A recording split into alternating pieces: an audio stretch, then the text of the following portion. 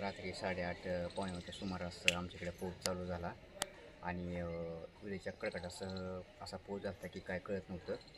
तरी आमच्या घरावर वीज पडली. सकाळी पाहता सगळं आमच्या घरातील TV, AC, कूलर, फ्रीज सगळं जळून खाक झालं. त्याची मानसिक त्रास होऊन आम्ही सकाळी पाहिलं तर ही सगळी घटना घडली होती. तरी आम्हाला शासनानं लवकरात लवकर पंचनामा करून मदत करावी, शासनाला आमची मागणी.